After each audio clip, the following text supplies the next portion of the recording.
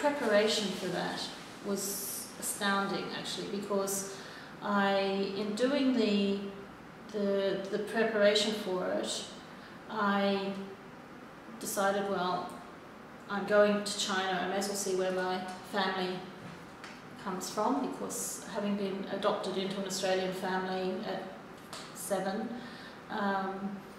I didn't know where my Chinese bit fit in. I just knew I looked Chinese and I didn't look anything like my parents. And so as I was researching for that, I came across online through the Australian immigration documents. I was able to find that my father had been naturalised and his Chinese family, and they had moved to Brisbane. And so I I looked up the phone book online, and I rang this person, the one person in Brisbane who looked as though it could be him, and he answered the phone, and it was absolutely astonishing. He was, at that time, that was Christmas 2009, just before Christmas 2009, he was 95, and it was like, whoa, if I hadn't known this, I don't think I would have run. But it was wonderful to find him.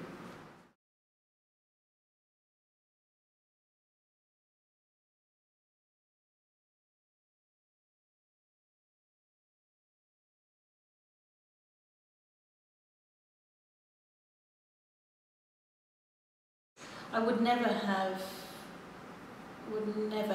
pursued it, I think.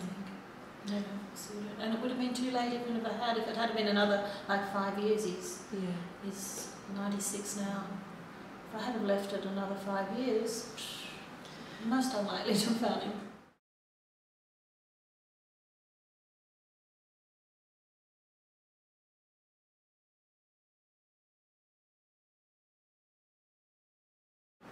I felt more a right to be there. When I met him at Christmas, I got him to take me to Yamcha a couple of times, and there was just such a different feeling to walk into a Chinese restaurant with my father and feel this sense of belonging that I had not allowed myself to feel before, because it seemed disloyal to my adopted family. And now I was kind of claiming my father and also my Chinese identity, and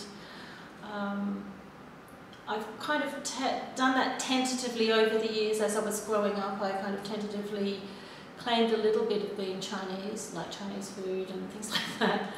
And so the Chongqing residency that allowed me to go and claim that little bit of China, that half of China, half of me that's Chinese inside. And it's just when I was in Chongqing, you know, I just felt this is my country, and you know, this is my culture that I have a right to experience and to be there, and yeah, it's special.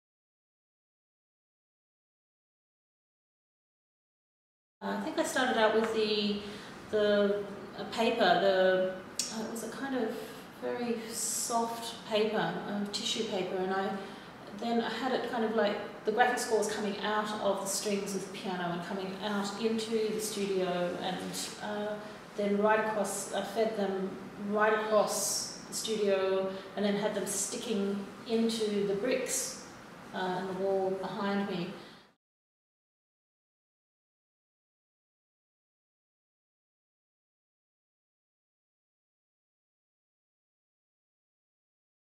Then I had Liu Bin come into the studio, and he was he's an artist, local artist there, but he's also learning the Chua, which is a bamboo flute which originated in China, went to Japan, was really being developed in Japan, and now the Chinese are trying to reintroduce it.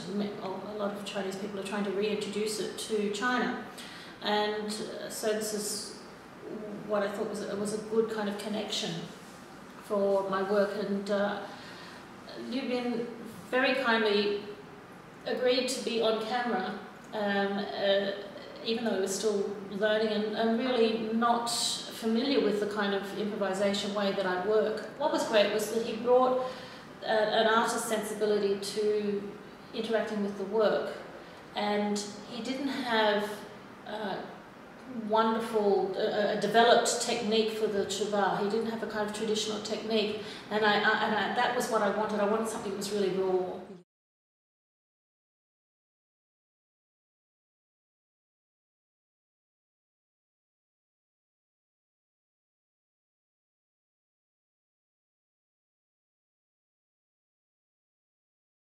Where I like to situate my work is in the kind of in between sound and sight, in that kind of like that space in between the two, which we don't normally engage with. And with Rongtao, he had, not only did he have basically no English, or very, very, very little, and I had even less Chinese, but we were coming at this collaboration from a different perspective as well, because I'm used to dealing with musicians as a composer, and we talk kind of music language, and we have this kind of common ground. When you're dealing with a dancer, and I've dealt with dancers before, it's a different mindset when it comes to sound and performance. What is he asking? He keeps asking me these questions that I don't understand what he's driving at. It didn't matter whether it was English or Chinese. It was the language of the dance that I didn't know what he was wanting from me. And so that was really an interesting experience. And so we he kept on wanting rehearsals, and I'm kind of coming at it from an improvisation thing. We have two common languages, or two different languages that we're bringing together in an improvisation situation, and it's that kind of like that clash, that, you know, this rawness of the experience. And he kept on asking for more detail of kind of what I was trying to get out of it, and it was, you know, out of the performance and where I was going with this.